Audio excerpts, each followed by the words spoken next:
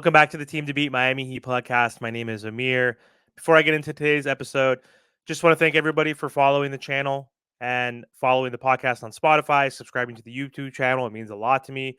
I'm on my path to 2,000 subscribers, so if you guys could subscribe, that would mean a lot. So, Barry Jackson just reported that Miami's best case scenario for a trade is a really good player asks out in the next 2 months, and that team likes the Miami Heat's assets. Not inconceivable. Worst case, the Heat are the eighth seed. Once again, several above them have improved and get Boston again. East still has enough hot garbage rebuilding teams to make the play in. If that's the Miami Heat's reality, that is super sad and unfortunate. One, we know that this Miami Heat team needs to retool. The Miami Heat also needs to pick a direction. And right now, they're continuing to do their blended build where they're trying to develop some young pieces as well as win a championship with Jimmy Butler specifically as their aging all star or former all star for that. But right now, it's been difficult for this Miami Heat team with their asset management in the past, with the fact that this Miami Heat does not tank and rebuild. They have not had top 10 picks in a very, very long time. The last time they had a top 10 pick was when they had the 10th pick and drafted Justice Winslow.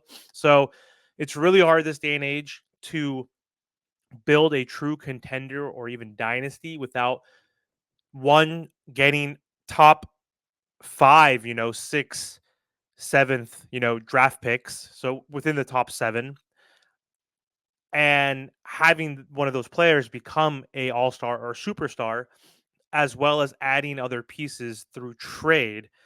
And you have to be bad sometimes in order to reset and become good again.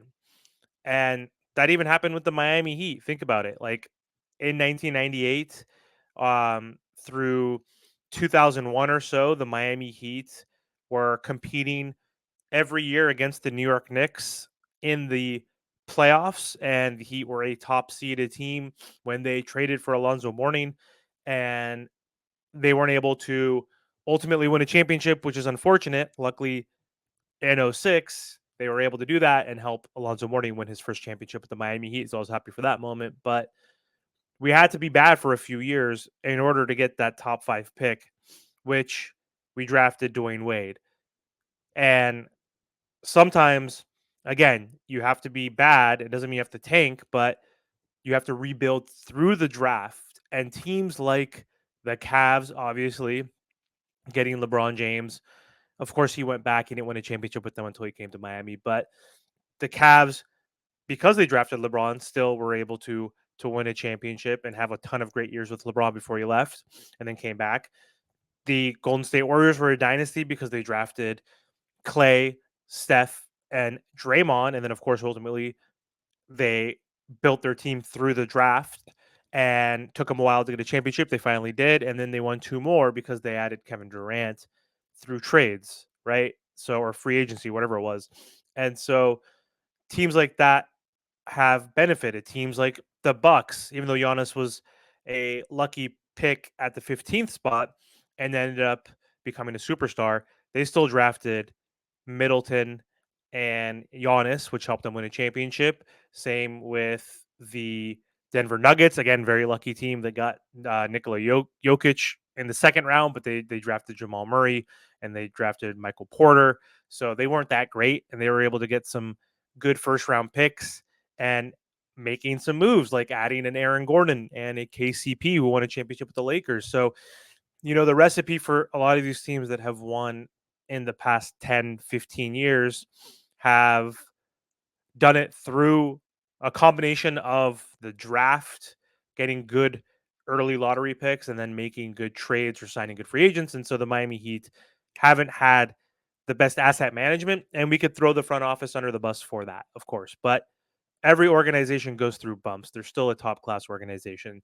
But again, waiting for another whale to ask out, request a trade, even say Miami's a top destination like KD did in the past, like Mitchell did in the past, like Dame obviously did last year. We can't expect that like as a winning formula. Like we've struck out every time for the past 5, 6 years, it seems like, even going back to like a Gordon Hayward when he was in his prime.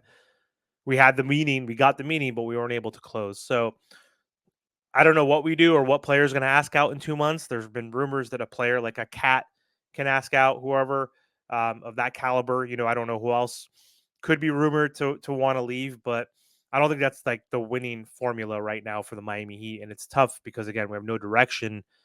And we have Jimmy Butler under contract next year with a player option the following. Like we don't know how that's going to pan out. Bam is extending, and we have some youthful assets like Jaime Jaquez and Jovic that are on this roster now. Kalel Ware and um, Pelel Larson as well. So we're getting some young assets in our system. But do we go full like youth movement, like soft rebuild? Because it's not going to be a full rebuild because we have Bam and Abayo. But if we lose Jimmy Butler mid-season or so, if we finally give up on that hope that we can win a championship for Jimmy, do we trade him for cap space or do we trade him for 2 first-round picks so that in 2025, 2026, 2027, we either have the cap space or the draft capital to help build around Bam, Tyler, if he's still here, Jovic, and Jaime. I mean, all those four guys I mentioned, and Kalel Ware is 19 years old.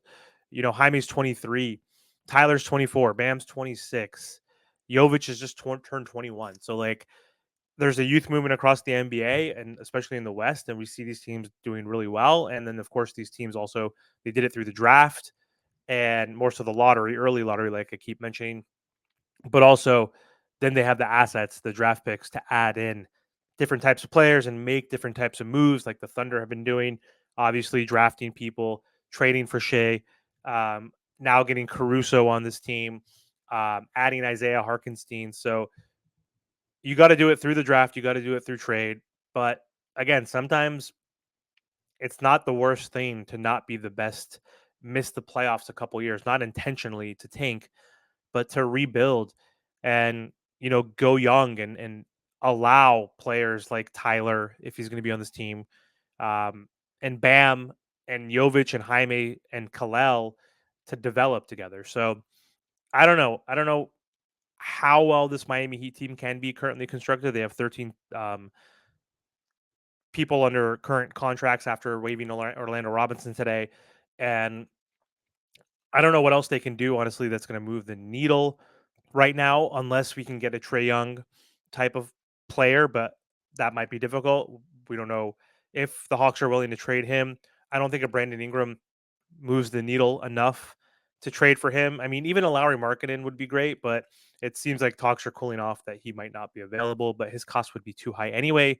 I did look it up, and we do only have one tradable first round pick in 2030, I believe, right now at this point. So it's gonna be really hard. But like, does Lowry Markkinen make this Heat team a championship team? No, definitely not. Does it make us compete and give us a shot? Sure, but we're not a favorite. We're not going to be leapfrogging Boston with that move. We're not going to be leapfrogging the Sixers on paper for now. But it could give us a chance if we got Lowry Markkinen to be I don't know, anywhere from 4 to 5, perhaps, maybe a 3 at best. Assuming that Jimmy Butler could stay healthy, which is a big assumption because it never happens. But yeah, I don't know. This tweet by Barry, saying this is the best case scenario is waiting in the next 2 months during this offseason that a team actually wants Tyler Hero, a team that actually wants maybe a Duncan Robinson or a Terry Rozier, the pieces that we have to offer based on the contract value that they have. Those are the guys that we have to move in order to get a good player back. Um, Unless the team has cap space like the Jazz and are willing to take all of our young guys. But again, I don't think Pat Riley and Mickey and Spo want to go in that direction. They just kind of want to take this blended build approach, maybe have one more shot with Jimmy Butler next season. And if that doesn't pan out, either trade him or figure it out from there and just try to, ride the Jimmy or the Bam, Jaime Jovic, and Tyler youth movement moving forward. But anyway, yeah, this Miami Heat team Doesn't have a ton of options right now, but anything can happen, honestly. Crazier things have happened. We thought we were going to get Dame, and I thought that was a lock, and that didn't happen. So maybe the opposite can happen, where someone we thought we have no chance of getting somehow becomes available, somehow gets on this Miami Heat team. You never know.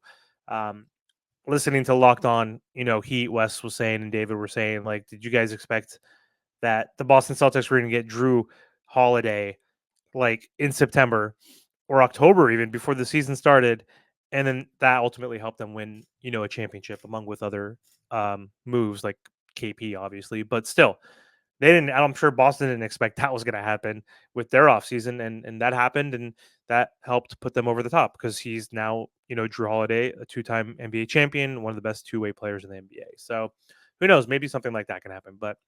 That's all I have for today's video. A little somber right now just because it's tough right now being a Heat fan, but it's also good being a Heat fan. So if you're a loyal Heat fan and a lifer, we'll figure it out. It might take some time, might have to reset, and it sucks that we haven't won a championship with Jimmy Butler yet. But who the hell knows? Crazier things have happened during off seasons, and maybe if we think positively, something good can happen to this team. But if not, then we enjoy the development and growth of Bam, Jovic, Hawkes, and Kalel Ware, and maybe a few other pieces. So anyway, thanks for watching, guys. Hope you guys have a good Sunday. Talk to you guys soon.